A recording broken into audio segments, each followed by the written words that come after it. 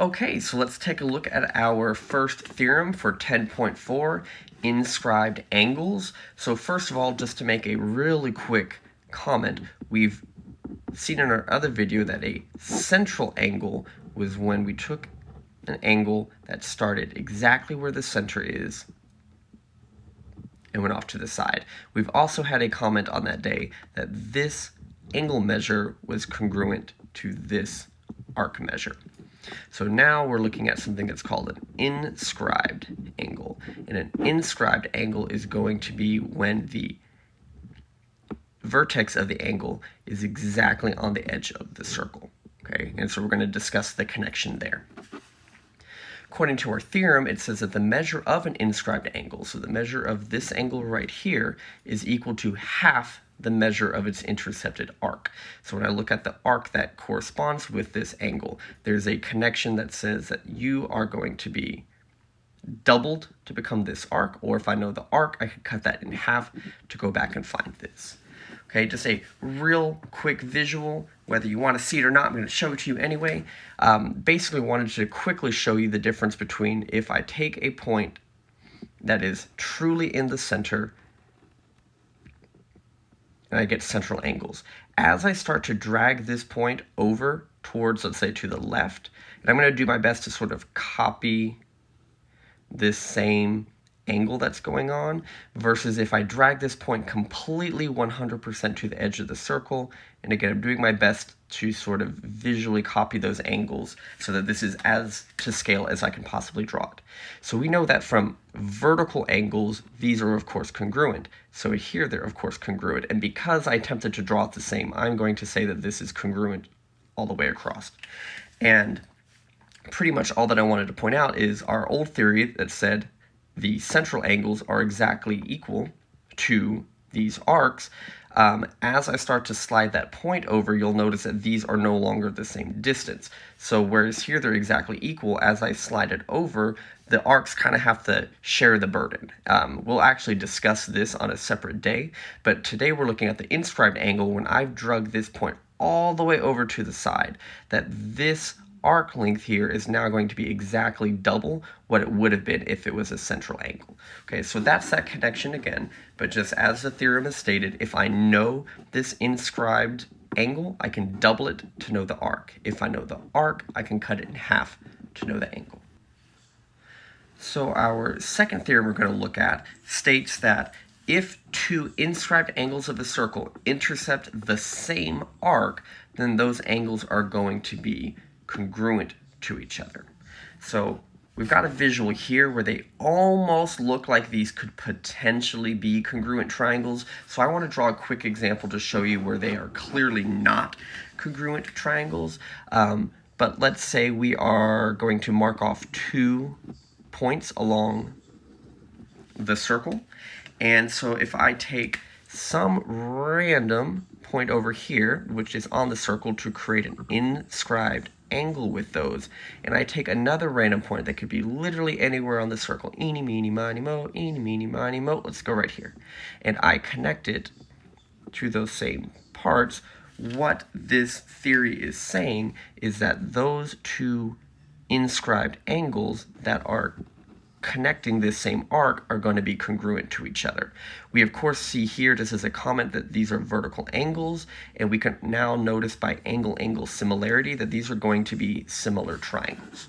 Okay, in the event that they were congruent, again, I'm not saying these are, we have no notation to say that, but these look a little more congruent. If I knew some side length, or I knew this was the center and therefore these were radii, I could then know that those were congruent triangles.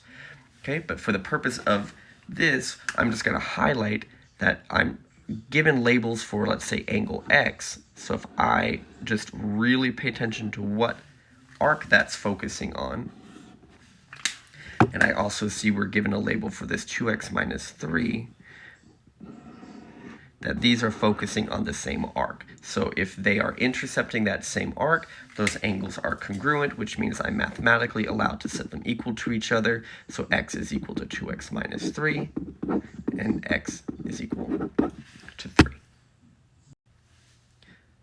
Okay, so then the next theorem states that if a right triangle is inscribed in a circle, so again, remember that inscribed in a circle means that all three vertices are inside or on the physical circle, right?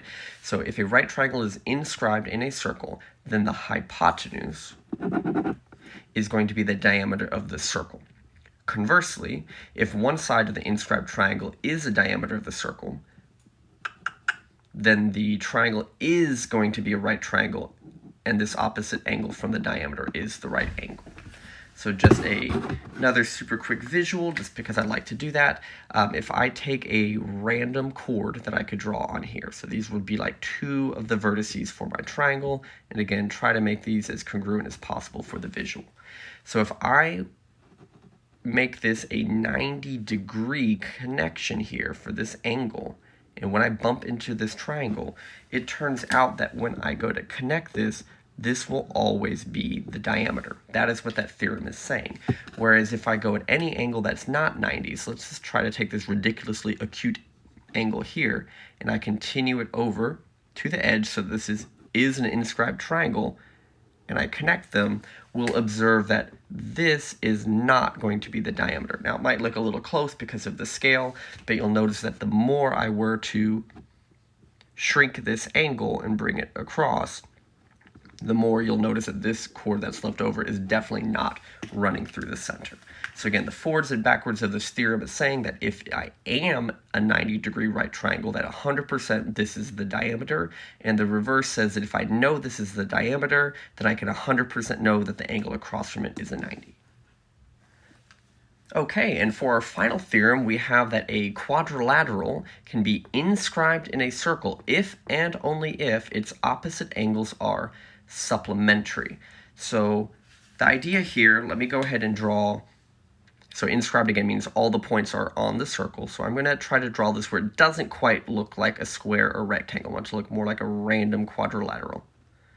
So I'm going to, ooh, hello. Let's try and make that a little better. Come on, Mr. Allen. Here we go. All right. Boom, boom, boom, and boom. So according to this theorem, let's just randomly call this angle 1 and this angle 2. These would be opposite angles because they're across from each other.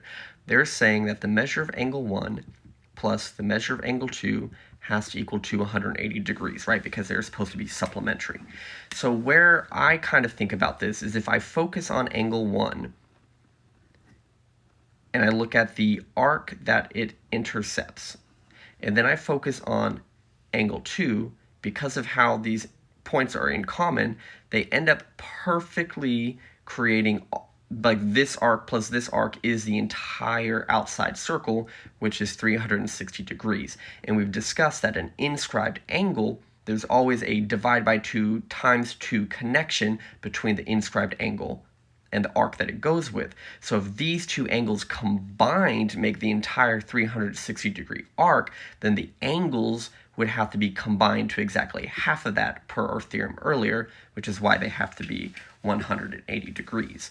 So if I were to take, let's say, this angle and make it not supplementary, so instead of it coming down this far, let's say I make it a little bit more acute, well, now we're going to bump here, and this is no longer an inscribed quadrilateral because not all 4 points are on there.